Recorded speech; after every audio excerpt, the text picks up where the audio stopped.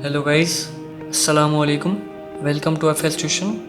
Guys, आज की video का टॉपिक इन्वेंट्री वैल्यूएशन सिस्टम है। तो चलिए स्टार्ट करते हैं। गाइस, इस टॉपिक में हम क्या क्या चीज़ें डिस्कस करेंगे, सबसे पहले वो देख लेते हैं। तो इस टॉपिक में हम पहले तो दो सिस्टम पढ़ेंगे, परपीचुअल और पीरियोडिक इन्वेंट्री सिस्टम। ठीक है, इसके 6 मेथड डिटेल में डिस्कस करेंगे, जिसमें नंबर 1 पे FIFO, first in first out, second पे LIFO, last in first out, third पे वेटेड एवरेज, फोर्थ पे मूविंग एवरेज, 5 पे स्पेसिफिक आइडेंटिफिकेशन मेथड, 6 पे रिटेल प्राइस मेथड। ये 6 मेथड को डिटेल में डिस्कस करेंगे और टी अकाउंट्स पढ़ेंगे, जर्नल एंट्रीज पढ़ेंगे, मिसिंग डेटा पढ़ेंगे, इनकम स्टेटमेंट और इम्पैक्ट्स पढ़ेंगे जो इस टॉपिक से रिलेट करते हैं। ठीक है, तो स्टार्ट करते हैं। गाइस, सबसे पहले ये पता होना चाहिए कि इन्वेंट्री होती क्या है। गाइस, इन्वेंट्री के ऊपर मैं एक ऑलरेडी वीडियो बना चुका हूँ, अभी आई बटन पे शो हो रही होगी और लिंक भी मैं डिस्क्रिप्शन में दे दूँगा आपको, तो आप देख सकते हैं। तो वैसे यहाँ पर मैं आपको शॉर्ट में बता देता हूँ इन्वेंट्री क्या होती है। गाइस, इन्वेंट्री वो गुड्स होते हैं जिसके लिए बिजनेस फाउंड होता है, इसकी नेचर एसेट है। और इन्वेंट्री वो गुड्स होते हैं जिसके लिए बिजनेस फाउंड होता है। मिसाल के तौर पे एक बंदा शोरूम में कार बेच रहा है, तो जो उसकी इन्वेंट्री होगी वो उसकी कार्स होंगी, क्योंकि इसके जो बिजनेस फाउंड करने का मकसद ही यही है कि वो कार्स बेचेगा। ठीक है, तो इन्वेंट्री आपको समझ में आ गया होगा। तो गाइस, इन्वेंट्री वैल्यूएशन की बात करें तो इन्वेंट्री वैल्यूएशन का मतलब ये है कि आपके पास जो इन्वेंट्री रखी हुई है उसकी वैल्यू क्या है। हम यहाँ पर यही निकालना सीखेंगे कि एक इन्वेंट्री जो आपके पास अभी रखी हुई है उसकी वैल्यू क्या होती है। ये जिस टाइम पे आप ये सिस्टम अप्लाई कर रहे हो उस टाइम पे जो आपके पास इन्वेंट्री रखी हुई है उसकी क्या वैल्यू है, ये मेथड्स होते हैं उसके थ्रू निकाली जाएगी। ठीक है, और इसके जो सिस्टम्स होते हैं, सिस्टम भी अप्लाई किए जाते हैं। ठीक है, तो ये सब चीज़ें बताई जाएंगी आपको इस टॉपिक के अंदर, इन्वेंट्री वैल्यूएशन के अंदर। अब बात करें इन दो सिस्टम्स की, तो ये दो सिस्टम कहाँ यूज़ होते हैं, कौन सा सिस्टम किस बिज़नेस के लिए बेटर है, इसकी बात करें तो सबसे पहले तो गाइज आपको ये बता दिया जाए कि कोई भी सिस्टम बेस्ट या कोई भी सिस्टम बैड नहीं है। ठीक है, ये नहीं कह सकते कि आप ये वाला सिस्टम अच्छा है और ये वाला सिस्टम ख़राब है। दोनों सिस्टम अपनी जगह पे अपनी नौयत रखते हैं कि एक बिज़नेस के लिए ये वाला सिस्टम होना चाहिए और दूसरे बिज़नेस के लिए ये वाला सिस्टम होना चाहिए। ठीक है, पहली बात। दूसरी बात ये कि परपीचुअल इन्वेंट्री सिस्टम कहाँ यूज़ होता है और पीरियोडिक इन्वेंट्री सिस्टम कहाँ यूज़ होता है। तो गाइज, सिंपल परपीचुअल इन्वेंट्री सिस्टम वहाँ यूज़ होता है जहाँ प्रोडक्ट की जो कॉस्ट है फिजिकली ट्रेसेबल होती है और इजीली ट्रेसेबल होती है। और जो पीरियोडिक इन्वेंट्री सिस्टम होता है वो वहाँ यूज़ होता है जहाँ पे प्रोडक्ट की जो कॉस्ट है फिजिकली ट्रेसेबल नहीं होती और इजीली ट्रेसेबल भी नहीं होती। मिसाल के तौर पे आप बाइक्स बेचते हो, तो वहाँ पर जो प्रोडक्ट की जो कॉस्ट होगी वो इजीली ट्रेसेबल होगी। कैसे? मिसाल के तौर पे मिस्टर अली ने 10 बाइक्स परचेज़ की जिसकी कॉस्ट थी 4 लाख रुपए, तो एक बाइक की कॉस्ट 40,000 हो गई। इसमें से वो बेच रहा है, ख़रीद रहा है। ठीक है, बाद में उसने परचेज़ की 50,000 की बाइक थी उस टाइम पे और 10 बाइक और परचेज़ की, तो अब जो बाइक्स की जो कॉस्ट हो गई वो 5 लाख हो गई 10 बाइक की। अब वो उसको पता होगा कि कौन सा माल मैंने बेचा है। 40,000 की बाइक है, मैंने 50,000 की बेचनी है और 50,000 की बाइक वो प्रॉफिट अपना निकाल के बेचेगा। तो उसको वहाँ पर वो इजीली ट्रेसेबल होगा कि एक प्रोडक्ट जो मैं परचेज़ कर रहा हूँ उसकी क्या कॉस्ट है और दूसरी प्रोडक्ट जो मैंने परचेज़ की उसकी क्या कॉस्ट है और जो मैं बेच रहा हूँ उसकी क्या कॉस्ट है। और यही काम आप मेडिकल की जो शॉप है वहाँ नहीं कर सकते, जनरल स्टोर्स है वहाँ नहीं कर सकते आप। ठीक है, बड़े बड़े मार्ट्स होते हैं वहाँ आप नहीं कर सकते, इजीली ट्रेस नहीं कर सकते।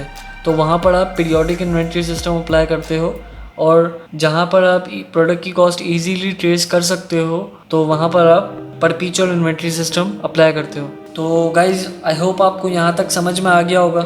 गाइज़, ये बेस थी। ठीक है, ये बहुत बड़ा मतलब ये टॉपिक लेंदी है तो हम इसे कवर करेंगे। बेस बनाना ज़रूरी थी, इसीलिए थोड़ा सा ज़्यादा टाइम लग जाए तो आप पूरी वीडियो देखिएगा, आपके काफ़ी हेल्पफुल होगी और आपको ये पूरा टॉपिक इंशाल्लाह समझ में आ जाएगा। तो सबसे पहले हम पीरियोडिक इन्वेंट्री सिस्टम देखते हैं कैसे निकाले जाती है, कैसे यूज़ होता है ये सिस्टम। तो सबसे पहले इसके अंदर यूनिट्स इन हैंड निकाले जाते हैं कि उस टाइम पे आपके पास कितने यूनिट्स थे जिस टाइम पे आप ये इन्वेंट्री की वैल्यू निकाल रहे हो। तो यूनिट्स इन हैंड निकालने का सिंपल फार्मूला है, तो देख लेते हैं।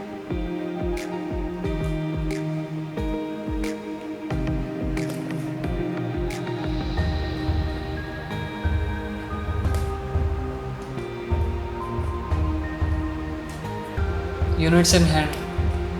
तो इसको निकालने का सिंपल सा तरीका है, वो देखते हैं। सबसे पहले आप देखोगे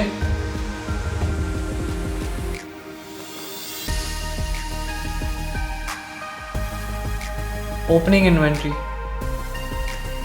सबसे पहले आप ओपनिंग इन्वेंट्री लिखोगे, ठीक है। इसके अंदर आप ऐड करोगे परचेजेस।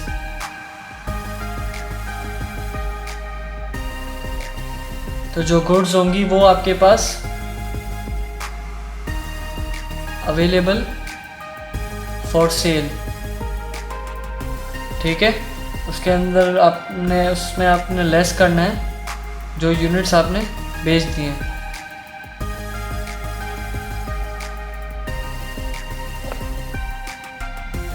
तो आपके पास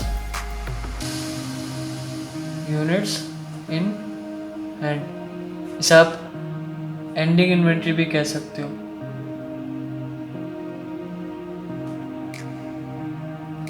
इसे आप एंडिंग इन्वेंट्री भी कह सकते हो और यूनिट्स इन हैंड भी कह सकते हो। एक सवाल देख लेते हैं जिसका मतलब यूनिट्स इन हैंड जिसके अंदर निकालने होंगे। क्वेश्चन में ये है, the records of merchandise of तलहार super store are given below. जुलाई 1 इसके पास इन्वेंट्री थी 5000 यूनिट्स, जिसकी एट द रेट कॉस्ट थी उसकी 10 rupees.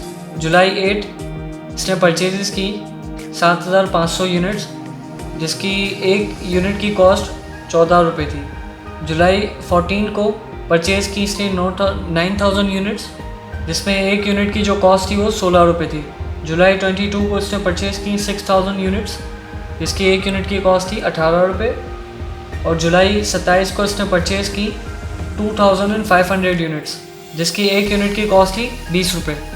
During the month of July net sale are 4,37,500, जो इसने 25 रुपये हिसाब से पर यूनिट में बेचे।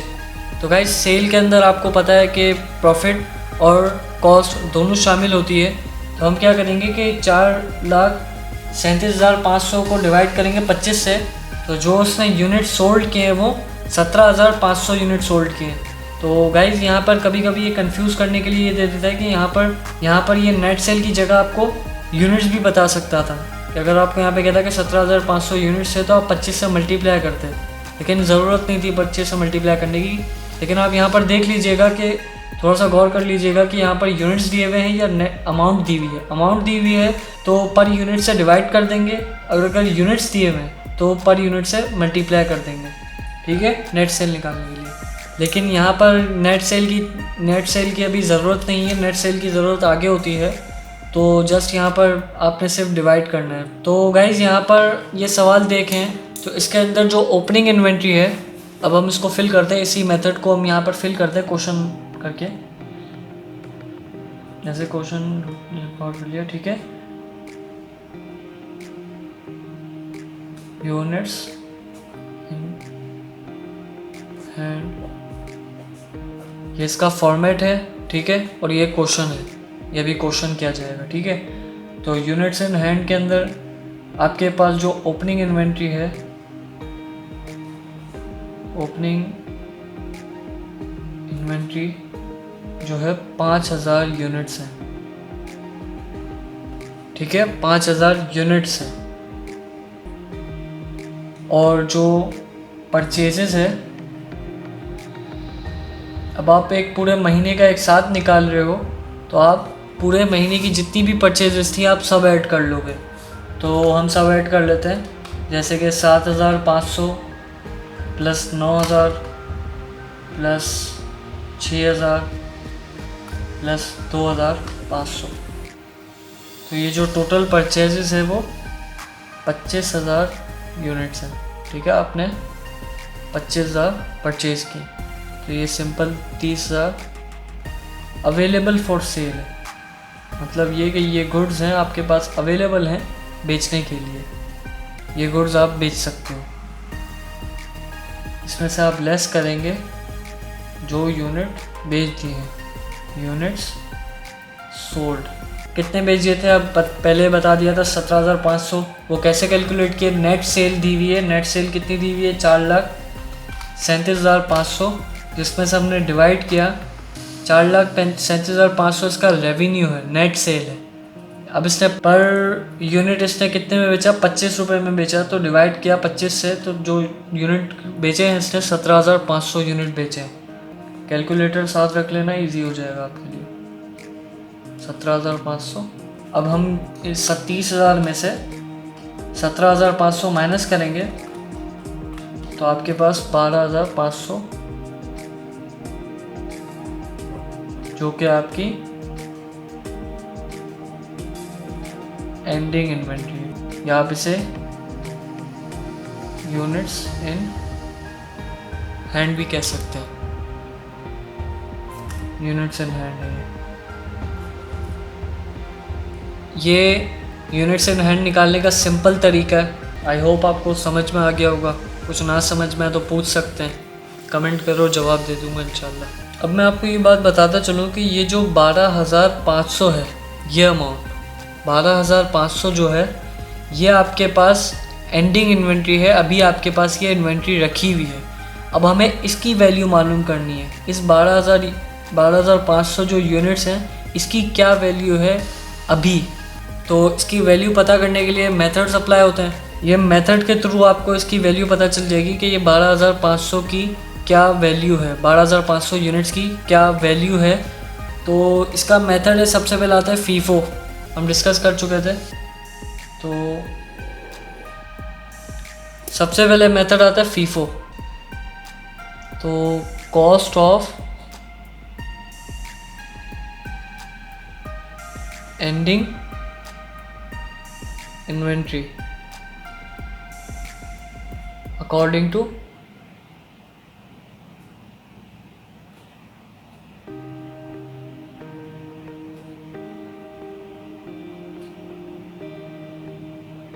FIFO, according to FIFO, first in first out।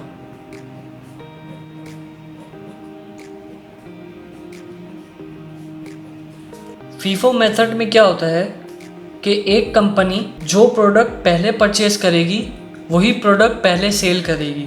तो सवाल पे देखें तो सवाल में यहाँ पर जो इन्वेंट्री सबसे पहले जो परचेज़ की या जो ओपनिंग इन्वेंट्री है वो जुलाई 1 को है। जुलाई 1 को कितनी इन्वेंट्री है, 5,000 रुपये। अब इसने यूनिट सोल्ड कितने किए, 17,500। समझ में आ रही है। तो इसके पास इसने जो 17,500 यूनिट बेचे होंगे उसमें से पहले कौन से बेचे होंगे, जो पहले परचेज़ किए हुए होंगे। क्योंकि ये जो कंपनी है, ये जो मेथड है वो यही कहता है कि जो आप पहले प्रोडक्ट परचेज़ करो वो आप पहले बेचोगे। ठीक है। तो इसमें जो यूनिट सोल्ड किए 17,500 रुपये, 17,500 यूनिट्स जो इसने सोल्ड किए हैं उसमें से आप 5,000, उसमें जब इसके पास ऑर्डर आया होगा डिफरेंट करके, तो उसने पहले क्या करा होगा कि पहले 5,000 यूनिट बेचे होंगे। फिर इसने क्या करा होगा कि जुलाई 8 का जो माल परचेज़ किया, ठीक है, अब वो तो इन्वेंट्री ख़त्म होगी क्योंकि वो तो ये बेच चुका है। अब दोबारा ऑर्डर आया, इसने क्या करा कि 7,500 भी बेच दिए, 7,500 भी इसने बेच दिए। क्योंकि ये जो फर्स्ट इन फर्स्ट आउट वाला रूल है। तो ये लोग पहले आए थे, अब ये लोग पहले जाएंगे। अब इसके बाद क्या हुआ, 9,000 यूनिट्स रह गए। ठीक है, 9,000 यूनिट्स रह गए। अब इसके पास ऑर्डर आया 5,000 यूनिट का और। तो इसने क्या करा कि इस 9,000 में से 5,000 यूनिट और बेच दिए। ठीक है, ये जो 9,000 का जो पैकेट था, 9,000 यूनिट्स जो इसने परचेज़ की थी उसमें से इसने 5,000 यूनिट और बेच दिए। तो इसके जो 17,500 यूनिट जो इसने बेचे थे वो इसके कंप्लीट हो गए। 17,500 जो इसने यूनिट बेचे थे वो इसके कंप्लीट हो गए। तो जो रिमेनिंग रहे वो 4,000 रहे। तो पहले देख लेते हैं, एंडिंग इन्वेंट्री लिख लेते हैं। Cost of ending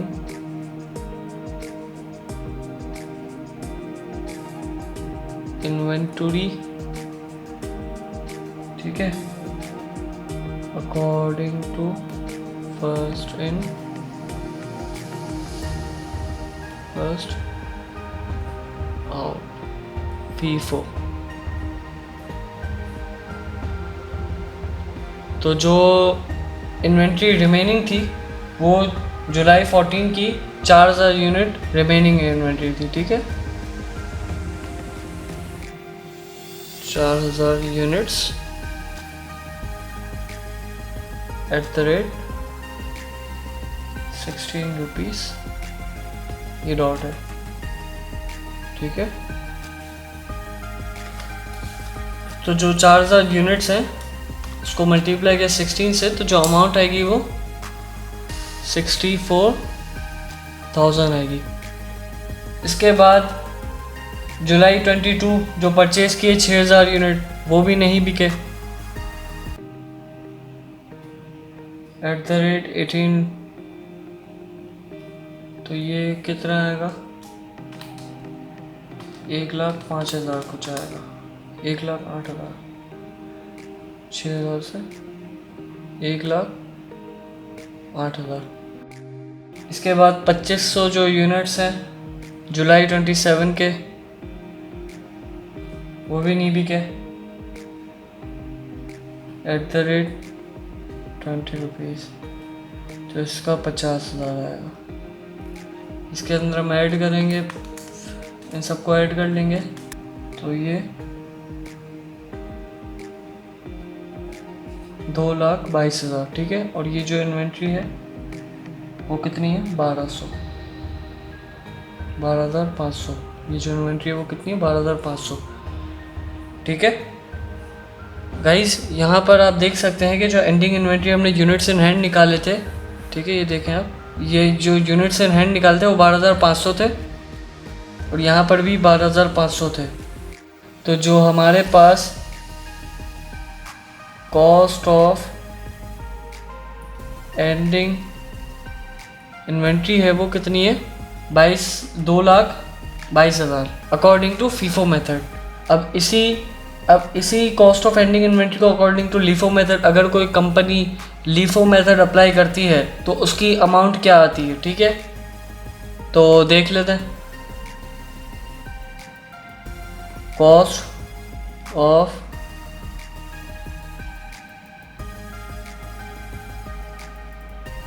ending inventory according to last in first out, LIFO. इसका क्या मतलब है, लास्ट इन फर्स्ट आउट, कि ये वो मेथड है जिसमें आप जो हमने लास्ट परचेज की है, तो अब हमें जब ऑर्डर आएगा तो हमने जो लास्ट परचेज की है वो हम पहले सेल करेंगे। अगर आप सवाल में भी देखो तो लास्ट परचेज जुलाई 27 को की है, वो कितनी की है, 2500 यूनिट्स, ठीक है। अब 2500 यूनिट जब परचेज़ की तो ऑर्डर आया, तो उन्होंने क्या करा कि जो हमने लास्ट में परचेज़ की वो हम पहले सेल करेंगे, तो 2500 यूनिट वो पहले सेल करेंगे, ये जो बिक गए। लेकिन हम ये रिकॉर्ड नहीं करेंगे क्योंकि हम कॉस्ट ऑफ एंडिंग इन्वेंट्री निकाल रहे हैं। तो जब एंडिंग इन्वेंट्री हम तभी निकालेंगे जो हमारे पास रिमेनिंग इन्वेंट्री रह गई है। ये तो 2500 यूनिट सोल्ड हो चुकी है, ठीक है, अकॉर्डिंग टू लीफो मेथड। अब देखें परचेजेस किए, जुलाई 22 को परचेज़ किए 6000, वो वाली यूनिट्स भी बिक गए होंगे। इसके बाद देखें जुलाई 14 को जो 9000 यूनिट्स हैं उसमें से इसने कितने सेल किए होंगे, 17,000 है ना, 17,500। तो ये जो 9000 यूनिट्स हैं वो भी बिक गए। तो अब अगर आप देखें जुलाई 14, जुलाई 22 और जुलाई 27 की जो यूनिट्स परचेज़ किए हुए उन सबको प्लस करो तो ये 17,500 आएगा, जो कि हम बेच चुके हैं।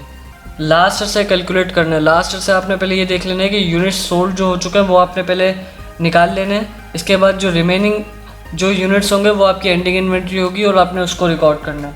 तो जो इन्वेंट्री ओपनिंग इन्वेंट्री वो 5000 यूनिट वो ऐसे ही वो नहीं बिके, तो 5000 यूनिट्स जो नहीं बिके उसे हम रिकॉर्ड कर लेंगे यहाँ पर @10 तो ये कितने हो गए, 50,000 सिंपल।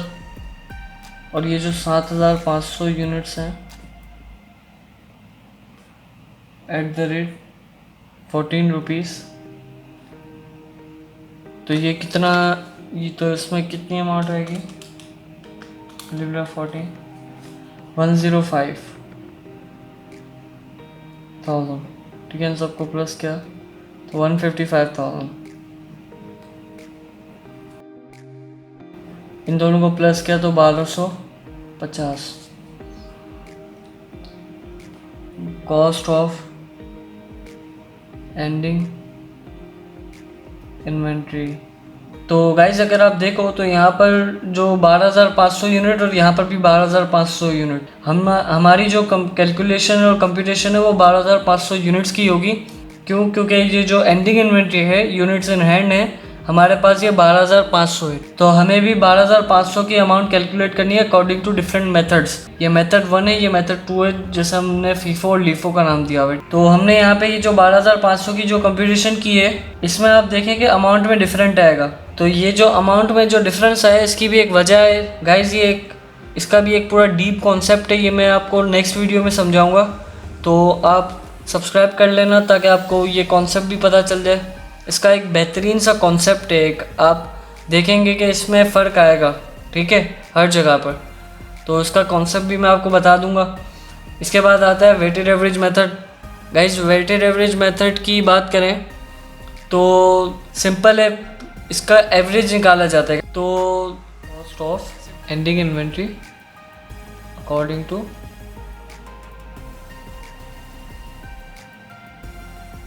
वेटेड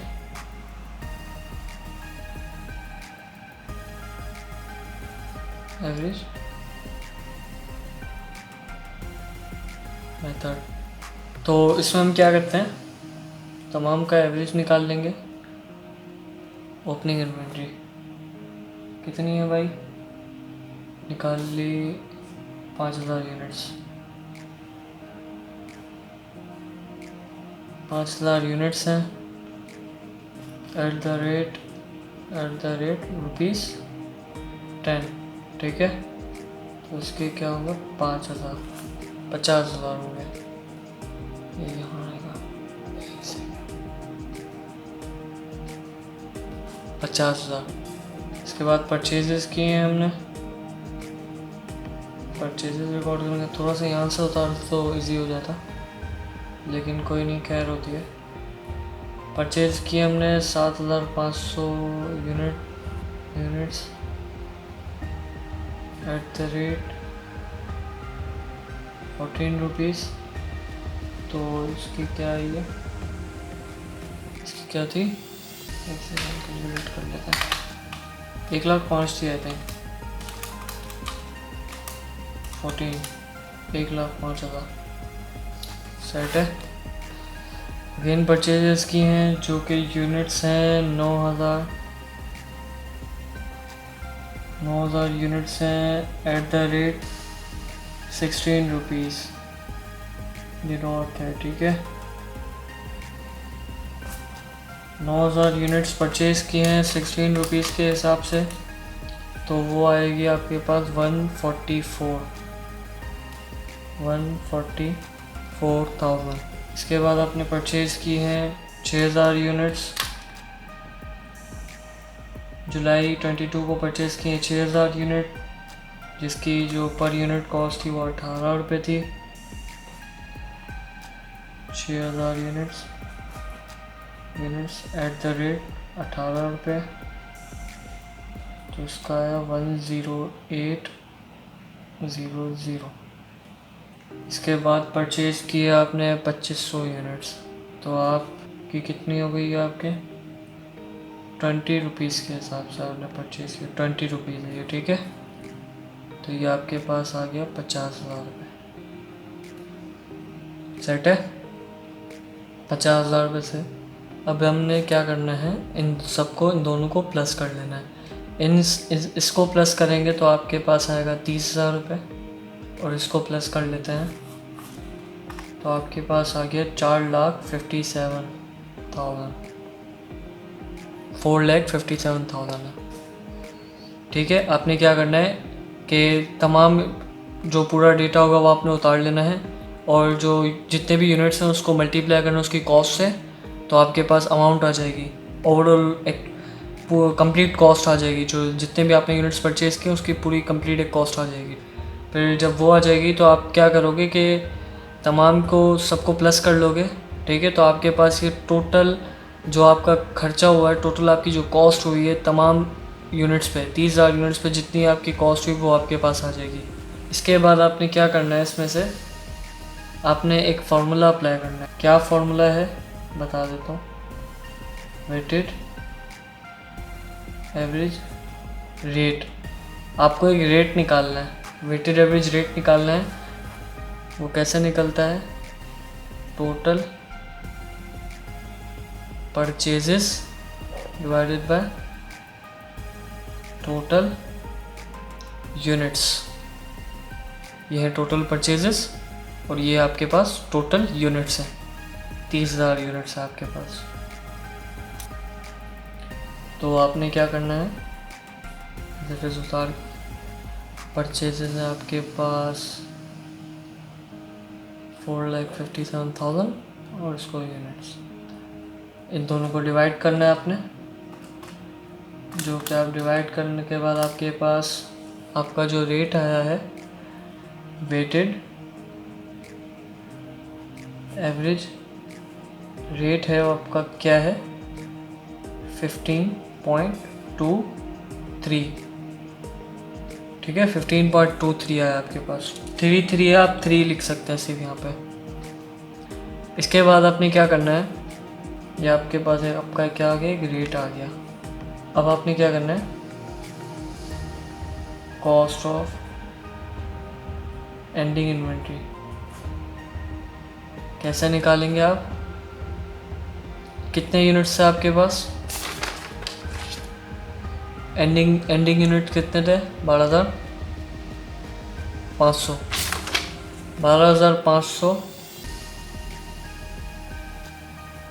मल्टीप्लाई 15.23, तो आपके पास जो रेट आएगा 12,500 मल्टीप्लाई 15.23, तो ये जो आपके पास आया 1,90,375। ये जो आपकी है कॉस्ट ऑफ एंडिंग इन्वेंट्री है according to weighted average method. तो गाइज यहाँ तक हमने पीरियोडिक इन्वेंट्री सिस्टम के अंदर ये 3 मेथड हमने सीखे हैं। अभी परपेचुअल इन्वेंट्री सिस्टम देखेंगे और उसके अंदर के मेथड्स देखेंगे और आगे कंटिन्यू करेंगे। ठीक है, तो इसका जो नेक्स्ट पार्ट है इंशाल्लाह मैं जल्द अपलोड कर दूंगा, तो आप सब्सक्राइब कर लेना, तो आपको नोटिफिकेशन आ जाएगा। ठीक है गाइस, अल्लाह हाफिज़, अपना ख्याल रखो, मिलते हैं अगली वीडियो में।